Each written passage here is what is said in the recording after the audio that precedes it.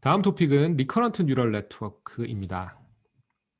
자, 이런 순서, 인트로덕션, 그리고 기본적인 RNN 구조에 대한 설명, 그다음 구체적인 사례로 언어 모델링, 랭귀지 모델링이라고 하는 그런 이그젬플, 그리고 이제 RNN의 여러 가지 구조들, 그리고 RNN 이후에 등장된 뭐 트랜스포머나 이런 것들, 그리고 뭐 BERT나 GPT와 같은 응용들에 대해서 살펴보도록 하겠습니다.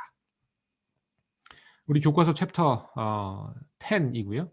그 외에도 온라인 리소스들 이런 것들을 참고해 주면 되겠습니다.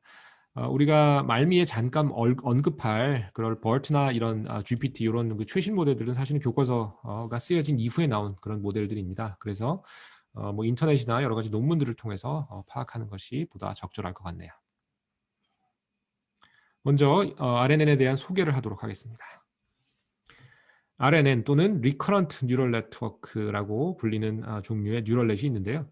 이 뉴럴넷은 어떻게 기억해주면 되냐면 마치 이제 CNN 그러면 그리드 형태의 데이터를 처리하는데 최적화되어 있는 그런 뉴럴넷이라고 우리가 기억을 하는데 RNN 그러면 시퀀셜한 데이터, 즉 순차적인 데이터를 처리하는 그런 주된 용도를 가지고 있는 뉴럴넷이다라고 기억을 해주면 되겠습니다. 그래서 예를 들면 이제 우리가 일반적인 데이터는 이런 데이터 포인트들이 서로 IID라고 가정을 하잖아요. 근데 만약에 우리가 어떤 시계열 같은 걸 따져준다. 뭐 만약에 지난 일주일간의 뭐 환율의 변화 이런 걸 따져준다라고 하면 오늘 관찰값이 어제 관찰값에 그 디펜던시가 있습니다. 예를 들면 오늘 뭐 $1 환율이 1,100원대였는데 내일 그것이 뭐 900원대 갑자기 뛸 리가 없죠. 그래서 이제 보통은 그 오브저베이션 간에 어떤 디펜던시가 있는, 그리고 시간 개념 또는 뭐 공간 개념이라도 이런 디펜던시가 있는 그런 데이터들이 되겠습니다. CNN과 RNN을 가볍게 비교를 한번 해보죠. 일단 CNN 같은 경우에는 이미지나 비디오처럼 이런 그리드 형태 이런 데이터를 처리하는데 특화되어 있는 그런 넷이고요. RNN의 경우에는 방금 이야기한 대로 시계열, 시퀀셜 데이터, 뭐 스페이셜 템퍼럴 이런 여러 가지 소위 말하는 이제 시퀀스 데이터를 처리하는데 특화된 뉴럴넷이라고 보면 되겠습니다. 그리고 일반적으로 우리가 데이터를 벡터로 표현을 할 수 있기 때문에 이런 어떤 벡터의 시퀀스로 우리가 시계열을 한번 표현해 보도록 하겠습니다. 그래서 여기서 여기 x라고 하는 것이 이제 볼드한 벡터이고요. 첫 번째 타임 포인트, 뭐 아까 $1 환율 이야기했는데 예를 들면 뭐 데이 1의 환율, 데이 2의 환율 이런 식으로 만약에 우리가 타우 개만큼의 어떤 그 관찰점이 있다라고 하면 x 타우까지 이렇게 타우 개의 벡터를 모아서 우리가 시퀀스 또는 뭐 시퀀셜 데이터라고 불러주는 거죠. 자, 그 다음에 CNN은 어떻게 우리가 설계를 했냐면 그 넓고 큰 그러니까 뭐 사이즈가 큰 이미지에 대해서도 당연히 이제 적용 가능해야 된다라고 우리가 처음부터 설계를 한 것이고요. 비슷하게 RNN의 경우에는 긴 롱 시퀀스도 역시 마찬가지로 짧은 거 못지않게 잘 모델링할 수 있어야 된다라고 하는 그런 뭐 일종의 희망사항 같은 것을 이제 요구사항 같은 것을 녹여내서 설계했다라고 볼 수 있고요. 물론 그렇다고 해서 이제 일반적인 RNN이 롱 시퀀스를 언제나 잘 트레이닝할 수 있는 것은 아닙니다. 차차 알게 되겠지만 여러 가지 어려움으로 인해서 시퀀스의 길이가 길어지면 길어질수록 모델링이나 러닝이 어려워집니다. 자, 그리고 CNN은 우리 사이즈가 다양한 이미지를 처리할 수 있죠. 뭐 이런 그 우리가 수영장의 비유를 들었는데 뭐 집에 있는 작은 수영장이거나 집에 수영장이 있는 경우는 많지 않겠지만 뭐 해외 사례를 보면 뭐 땅값이 싼 경우에 집에 수영장이 있는 경우도 있죠. 그런 집에 있는 수영장 하고 그다음에 뭐 올림픽 규격의 대형 수영장이라고 하더라도 우리가 필터 커널 생각해 보면 뭐 상관없죠. 커널을 더 많이 어플라이하면 작은 이미지든 뭐 큰 이미지라고 할지라도 커널을 더 많이 어플라이하면 우리는 처리할 수 있습니다. 자, 마찬가지로 RNN의 경우에도 다양한 길이의 그런 데이터를 처리할 수 있는 그런 능력을 가지고 있습니다. 자, 그래서 이 시퀀셜 데이터라고 하는 것은 정말 우리 생활 곳곳에 많은 사례가 있습니다. 예를 들면 뭐 여기 보면 머신 트랜슬레이션, 즉 영어를 한국어로 번역한다든지 뭐 한국어를 일본어로 번역한다든지 이런 번역들, 그것을 자동화해주기 위한 기계 번역 같은 것들 사례가 될 수 있고요. 그 다음에 뭐 음성 인식, 그리고 뭐 음악을 만들어낸다든지 그리고 뭐 바이올로지컬한 시퀀스, DNA, RNA, 뭐 프로틴 시퀀스 이런 거 분석할 때도 RNA 쓸 수 있고요. 예, 그래서 굉장히 많은 사례가 시퀀셜 데이터의 예로 존재합니다. 그래서 이 RNA는 아주 유용하고요. 많은 응용 범위를 갖습니다. 그래서 이런 다양한 시퀀셜 데이터를 처리해주기 위해서 RNN이 러닝 모델로서 굉장히 플렉서블하고 아주 버서틀한 그런 능력을 가지고 있는데요. RNN이 모델링할 수 있는 그런 여러 가지 양상에 대해서 하나씩 설명을 해보도록 하겠습니다. 자, 일단은 원투원 매핑이라고 불리는 이런 사례가 됩니다. 우리가 꼭 뉴럴넷, RNN 아니더라도 바닐라 뉴럴넷, 우리가 배운 MLP나 이런 것을 써서도 사실은 할 수 있어요. 그래서 우리가 NLP를 배울 때 어떻게 기억하라고 했냐면 벡터 투 벡터 트랜스포머다. 하나의 벡터가 들어오면 다른 벡터로 매핑해주는 그런 역할을 한다라고 이야기를 했죠. 자, 여기서 인풋 벡터를 이렇게 빨간 네모로 우리가 나타냈고요. 그 다음에 출력 벡터를 이렇게 파란색 네모로 표현을 해봤습니다. 그러면 요 가운데 있는 것, 이것이 이제 일종의 뭐 히든 레이어 같은 것이고, 이거 자체도 이제 만약에 히든 레이어의 값을 모은다고 하면 벡터로 표현할 수 있겠죠. 그래서 이 가운데 있는 게 예를 들면 우리가 배웠던 히든 레이어 H에 해당하는 그런 그 레이어라고 볼 수 있겠습니다. 그래서 어쨌든 원투원 매핑, 즉 벡터 투 벡터 매핑도 RNN이 할 수 있고요. 자, 그 다음에 조금 복잡하죠. 입력은 하나의 벡터인데 출력은 벡터의 시퀀스로 나오는 이런 경우에도 우리는 RNN을 사용할 수 있습니다. 즉 one to many 매핑이라고 불리는 상황이고요. 예를 들어보면 이미지 캡셔닝이라고 하는 응용이 있습니다. 이것은 무엇이냐면 이미지가 이렇게 있으면 여기에 뭐 들이 있고 뭐 집이 이렇게 있다라고 하면 이 이미지를 설명하는 자연어 문장을 출력하는 그런 태스크가 되겠습니다. 초원이 있고 그 위에 집이 한 채 있고 뭐 여기 구름이 이렇게 있다. 뭐 그런데 뭐 여기에 사람이 있고 뭐 이런 식으로 어떤 이미지에 대한 캡션을 다는 이런 태스크 생각해 보시면 이미지는 물론 이제 매트릭스나 텐서 형태로 존재하지만 뭐 벡터로 우리가 플래트닝해서 넣을 수 있잖아요. 그래서 한 장의 이미지가 들어가고 나서 그 다음에 캡션이라는 것은 이제 센텐스, 다른 말로 하면 워드의 시퀀스이죠. 그래서 뭐 I, 뭐 am, 뭐 이런 식으로 만약에 영어 문장이 캡션으로 나온다라고 하면 벡터 하나가 들어가서 여러 개 벡터가 나오는 one to many 매핑에 해당합니다. 이런 것도 RNN이 처리할 수 있습니다. 반대죠. 이번에는 many to one 매핑입니다. 입력으로 벡터의 시퀀스가 들어가고 출력으로 하나의 벡터가 나오는 이런 스타일, 이것을 many to one 매핑 사례라고 볼 수 있고요. 실제 이그젬플 하나 들어보자면 뭐 sentiment classification, 즉 어떤 문장이 주어지고 나서요. 뭐 I am 뭐 sad 뭐 이런 문장이 있다라고 하면 이게 슬픔을 뭐 표현하고 있다라고 가정을 하고요. 반면에 출력은 뭐 예를 들면 세 가지 중에 하나로 우리가 답을 하게 할 수 있을 겁니다. 포지티브 감정, 네거티브 감정, 뭐 뉴트럴 감정. 그래서 뭐 3 클래스 클래시피케이션으로 만약에 생각을 해준다라고 하면 그 문장, 즉 sequence of word가 들어가서 하나의 어떤 그 벡터가 나오는 many to one 매핑에 해당을 하겠죠. RNN이 이것도 모델링할 수 있습니다. 자, 그 다음에 many to many 매핑도 RNN이 이제 가능하고요. 예를 들면 여기에 뭐 한국어 문장이 들어가서 영어 문장이 나오는 이런 번역 같은 것이 대표적인 사례가 되겠습니다. 즉 sequence of word가 나와서 다른 언어로 된 sequence of word가 나오는 이런 머신 트랜슬레이션이 좋은 사례가 될 것이고요. 여기서 한 가지 중요한 포인트는 이 그림에는 비록 입력과 출력의 길이가 동일하게 표현이 되어 있지만 사실 꼭 그럴 필요는 없어요. 예를 들면 여기 입력을 조금 더 길게 한번 이렇게 표현할 수 있겠죠. 너무나 당연합니다. 우리가 번역을 생각해 보면 꼭 한국어 문장의 단어 수하고 거기에 해당하는 영어 번역 문장의 단어 수가 똑같을 리가 없죠. 그래서 이 길이가 다를 수 있음을 반드시 기억해 주시고요. 이것이 이제 나중에 배우겠지만 트랜스포머나 이런 시퀀스 투 시퀀스 모델이 이제 다룰 수 있는 그런 형태의 문제가 됩니다. 자, 그 다음에 또 다른 형태의 매니투매니는 이제 어떻게 보면 바로 전에 설명했던 이런 기계 번역에 해당하는 이런 매니투매니보다 조금 뭐 어떻게 보면 쉽다고 할까요? 그 이유는 이렇게 원투원으로 매핑이 됩니다. 예를 들면 이게 타임 포인트 1이라고 하면 타임 포인트 1에 입력이 들어가고 거기에 해당하는 출력이 바로 나오고요. 타임 포인트 2에 대한 입력이 있으면 거기에 대한 답이 또 바로바로 나오는 이런 그 원투원 매핑이 있는 이런 형태의 매니투매니 매핑 문제도 있습니다. 예를 들면 우리가 비디오는 결국은 이제 프레임 단위로 보면 이미지의 시퀀스이죠. 그래서 실제로 어떤 문제가 있냐면 비디오를 쭉 보여주고 각각의 장면이 어떤 그 액티비티를 하고 있는지 이런 그 scene classification 같은 것들 이런 것도 실제 문제인데요. 자, 그래서 프레임이 쭉 들어갔을 때 각각의 프레임이 어떤 액티비티에 해당하는지 만약에 뭐 10개의 그 종류 중에 하나로 표현해 봐라. 뭐 운동으로 한다면 뭐 러닝 뛰고 있느냐, 뭐 워킹 걷고 있느냐, 뭐 스위밍 수영이냐, 사이클이냐 뭐 한 10개 정도의 클래스를 준다라고 하면 여기에 뭐 달리고 있는 사람의 이미지가 들어가면 여기에 뭐 러닝이다라고 하는 벡터.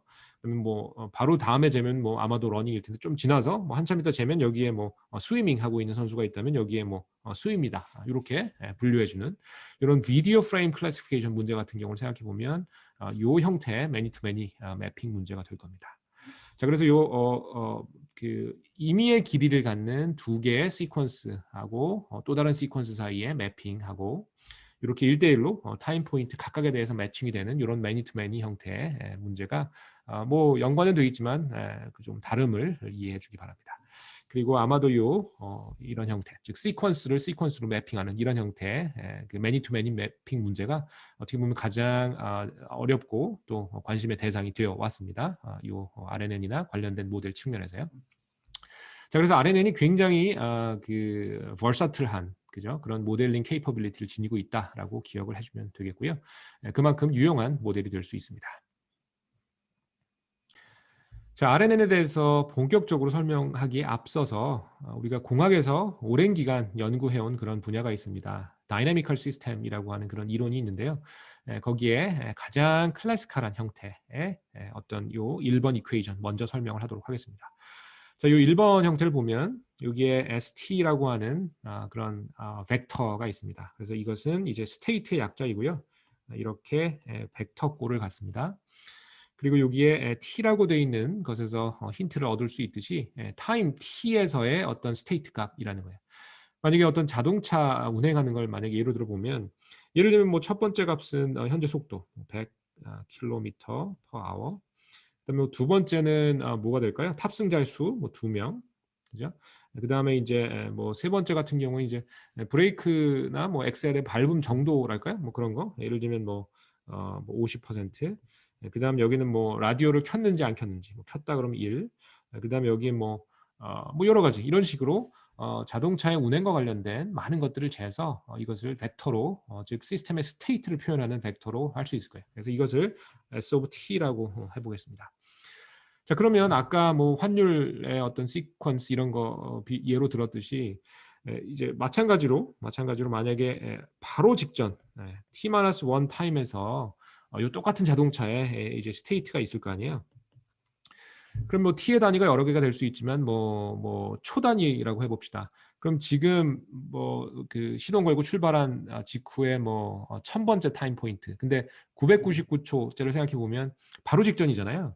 그럼 그때 속도가 이게 뭐 로켓도 아닌데 이게 그 전에 속도가 뭐 0이었을 리는 뭐 슈퍼카면 1초 만에 100km. 이게 뭐 아마도 뭐 예를 들면 뭐 99 뭐 이 정도일 거고. 그다음에 브레이크도 뭐 좀 전에 이제 뭐 하나도 안 밟고 갑자기 확 밟을 수도 있지만 뭐 상식적으로 뭐 이 디펜던스가 있을 겁니다. 그리고 사람의 숫자도 뭐 뛰어내리거나 좀 이상한데 뭐 낙하산 타고 내려올 수도 있지만 뭐 아마도 이렇게 2일 것이고요. 그래서 바로 직전 시스템 스테이트의 함수일 수밖에 없습니다. 그래서 이렇게 바로 직전 스테이트의 함수로 현재 스테이트를 이렇게 나타내는 것, 이것이 이제 전통적인 다이내미컬 시스템의 포뮬레이션이에요. 그런데 이 디펜던시를 나타내는 이 함수 f라고 하는 것을 여러 가지로 우리가 설계를 할 수 있지만 많은 경우에 얘가 이제 세타라고 하는 파라미터에 의해서 파라미터라이즈 되는 그런 함수다라고 가정을 합니다. 뭐 너무나 이제 그 직관적이죠. 우리가 디펜던스를 나타낼 때 함수로 표현을 하는데 그 함수가 파라미터를 갖는 함수다라고 이제 할 수 있을 거고요. 그래서 이 위에 있는 노테이션이 바로 그것입니다. 현재 시스템의 스테이트 ST는 하나 전 타임 포인트에서의 시스템 스테이트 ST-1의 함수인데 그 함수는 세타에 의해서 파라미터라이즈 된다라고 하는 이런 가정이죠. 자, 이것을 좀 간단하게 나타내 보면 이렇게 쓸 수 있습니다. 그 세마이콜론 세타를 아래쪽으로 옮겨서 세타에 의해서 파라미터라이즈 되는 함수 f다라고 쓸 수 있고 현재 시스템의 스테이트는 하나 직전 타임 포인트 시스템 스테이트의 함수다라고 쓰는 거죠. 자, 그래서 S는 시스템 스테이트, 그리고 T는 타임, 그리고 F는 T-1이라고 하는 타임 포인트에서 시스템 스테이트를 타임 T에서의 시스템 스테이트로 매핑해 주기 위한 함수이고 보다 정확히는 세타라고 하는 파라미터를 갖는 그런 함수다라고 볼 수 있는 거죠. 이것이 제어공학이나 뭐 기계, 항공우주 이런 쪽에서 널리 쓰이는 다이내미컬 시스템의 가장 클래식한 형태 중에 하나입니다. 자, 그 다음에 1번식을 가만히 살펴보면 S라고 하는 시스템 스테이트의 정의, 타임 T에서의 정의를 위해서는 하나 전 타임 포인트에서 같은 시스템 정의, 시스템 스테이트의 정의 ST-1을 참조하도록 되어 있습니다. 그래서 이런 식의 포뮬레이션을 우리는 recurrent라고 표현을 해줍니다. 그래서 짐작했겠지만 recurrent neural net이라고 하는 그 recurrent라고 하는 것이 이런 식의 정의에서 온 그런 이름이다라고 쉽게 짐작할 수 있겠습니다. 자, 그 다음에 이제 한번 언폴딩을 해보도록 하겠습니다. 그래서 언폴딩이라고 하면 우리가 마치 이제 룹을 쭉 풀어주는 것과 같이 이런 타임 디펜던시, 리커런트한 어떤 이런 데피니션을 쭉 한번 풀어주자 하는 거예요. 자, 한번 해보죠. S3를 예로 들겠습니다. 타임 포인트 3에서 시스템 스테이트는 아까 배운 대로 하면 타임 포인트 2에서의 시스템 스테이트의 함수이겠죠. 그렇죠? 이렇게. 그런데 이 S2라고 하는 것은 당연히 아까 정의대로 하면 그죠? 정의대로 하면 S1이라고 하는 즉 타임 포인트 1에서의 시스템 스테이트의 함수이겠죠. 자, 그래서 이런 식으로 풀어주게 되면 당연히 여러분이 알고 있는 대로 이제 베이스 케이스가 이 S1이 되는 것이고 이 베이스 케이스를 함수에 두 번 태우면 그럼 현재 우리가 궁금해하는 S3를 얻을 수 있는 이런 것이 되겠죠. 그래서 이것을 이제 언폴딩이라고 표현을 하고요. 그 다음에 이렇게 언폴딩을 했을 때 장점 중에 하나는 이제 우리가 뭐 자료구조나 알고리즘 시간에 배웠을 텐데 이 그래프 형태로 그 중에 이제 덱이라는 게 있죠. 디렉티드, 즉 엣지 사이에 에로우가 있고 그 다음에 어사이클릭, 사이클이 없는 그런 형태의 그래프로 표현을 할 수 있고요. 여기서는 뭐 컴퓨테이셔널 그래프라고 하는 이름으로도 부를 수 있겠습니다. 자, 그래서 이렇게 우리가 표현을 해줄 수 있습니다. 방금 이야기한 대로 f라고 하는 함수에 의해서 현재 내가 궁금한 st, 즉 타임 t에서의 시스템 스테이트는 하나 전 타임 포인트 st-1을 구한 다음에 f라고 하는 함수를 태워주면 얻을 수 있겠죠. 그죠? 자, 그 다음에 st 플러스 1이라고 하는 다음 타임 포인트에서의 시스템 스테이트는 어떻게 구합니까? 역시 f라고 하는 함수에 st를 넣으면 되겠죠. 그 다음에 st 플러스 어떻게 뭐 계속 f라는 걸 적용해주면 된다라는 거죠. 그래서 미리 좀 힌트를 주자면 내가 어느 타임 포인트에 있느냐 상관없이 동일한 f라고 하는 함수를 써준다라는 것이 아주 중요한 포인트가 됩니다. 즉 타임 인디펜던트한 매핑인 거죠. 만약에 우리가 아까 환율 예로 들었는데 뭐 이제 환율이 오르고 내리는 걸 디텍션하는 그런 뭐 모델이 있다라고 했을 때 뭐 오르고 내린다라는 게 유니버설하잖아요. 뭐 100일 전에 이제 뭐 99일 전으로 변하는 그런 양상을 이제 우리가 런할 수 있다면 똑같은 걸 어제에서 오늘 바뀔 때 뭐 오르거나 내리는 거 디텍션할 때 쓸 수 있잖아요. 그죠? 소위 말하는 파라미터 쉐어링이 된다라는 것이고 요 세타라고 하는 파라미터 아무리 눈 씻고 찾아봐도 t에 대한 디펜던시가 없습니다. 즉 타임 인디펜던트한 이런 파라미터에 의해서 f라고 하는 것을 우리가 유니버설하게 뭐 1년 전이 됐건 뭐 100년 전이 됐건 뭐 내일이건 미래건 동일하게 써준다라고 하는 것이 RNN의 중요한 모델링 어썸션이 됩니다. 그래서 파라미터 쉐어링을 여러분이 이제 CNN에서 공부했는데 RNN에서도 비슷한 양상으로 등장을 하게 됩니다. 자, 그래서 same parameter 세타가 모든 타임 스텝에 대해서 사용이 되겠고요. 이렇게 하지 않을 때 대안 중에 하나는 모든 f를 다 타임 디펜던트하게 하는 거예요. 예를 들면 이걸 뭐 ft-1, 이걸 ft, 이걸 t 플러스 1. 뭐 보다 정확하게는 세타라고 하는 것에서 타임 디펜던시를 주는 그런 방법도 있을 수 있겠죠. 그러면 방금 우리가 얘기했던 한 번의 세타를 쓰는 것보다 훨씬 파라미터 숫자가 많을 거고요. 우리가 그토록 원하는 제너럴리제이션 측면에서는 안 좋겠죠. 파라미터가 훨씬 압도적으로 많아지니까요. 자, 그래서 이렇게 모든 타임 스텝에 대해서 동일한 파라미터를 쓰는 이 파라미터 쉐어링 굉장히 중요한 RNN의 모델링 가정이고요. 이것을 통해서 우리는 제너럴리제이션을 아주 향상시킬 수 있습니다.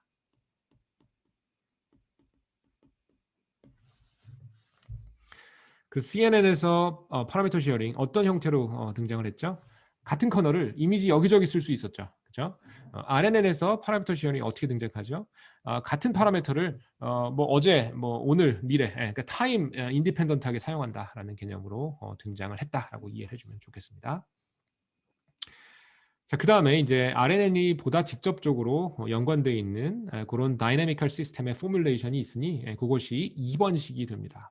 아까 1번식에서는 어떻게 했어요? ST라고 하는 것이 F세타의 함수, 즉 F세타라는 함수인데 T-1 이렇게만 했었죠. 근데 이제 아까 자동차 예를 들어보면 이제 자동차에 이제 뭐 엑셀도 있고 브레이크도 있잖아요. 그리고 여러 가지 조작 장치가 있잖아요. 그래서 그냥 시스템 스테이트만의 함수다라고 하는 것보다는 보다 현실적인 모델링을 위해서는 새롭게 여기다가 이 f라고 하는 함수에 한 종류의 입력을 더 넣는 것이 훨씬 유용하겠죠. 그렇죠? 그래서 우리는 입력에 해당하는 XT라고 하는 자동차를 비유하자면 뭐 엑셀 브레이크 뭐 이런 조작 정보에 해당하는 XT라고 하는 벡터를 이 f라고 하는 함수의 두 번째 입력이다라고 이렇게 포뮬레이트를 해주도록 하겠습니다. 그리고 우리 컴퓨터 전공하는 친구들은 이제 뭐 무어 머신, 밀리 머신 이런 거 들어봤겠죠? 컴퓨터 구조 시간에. 그래서 1번식, 2번식 비교할 때 그 개념하고도 연관이 되어 있습니다. 자, 어쨌든 요 2번, 요 2번식 RNN이 직접적으로 활용하는 그런 다이내미컬 시스템의 포뮬레이션이고요. 입력이 추가로 XT라고 하는 형태로 F라고 하는 함수에 이제 입력으로 들어간다라는 것을 기억해 주기 바랍니다. 그래서 external signal XT라고 하는 것을 f라고 하는 함수에 추가적인 입력으로 넣는 그런 꼴이 되겠습니다. 그래서 이것을 이제 마찬가지로 위에 했듯이 언폴딩을 예를 한번 뭐 S3에 대해서 한번 직접 해보세요. 집에서 해보시면 이제 결국은 S3를 알기 위해서 X3, X2, X1이 모두 등장하게 됩니다. 언폴딩을 해주게 되면. 그래서 이제 이렇게 2번식과 같이 컴팩트하게 쓸 수 있지만 결국은 과거의 모든 시퀀스, 즉 X1부터 X2, X3 이 값들이 모두 이제 필요하게 되는 그런 이제 사례를 볼 수 있습니다. 그래서 이 스테이트라고 하는 것이 이 2번 모델링에 의하면 시스템 스테이트 ST-1, T-2 이것뿐만 아니라 입력, 그죠? 입력 X에 대한 디펜던시도 모든 타임 포인트에 대해서 가짐을 알 수 있습니다. 한번 직접 해보세요. 어렵지 않게 따져줄 수 있을 겁니다.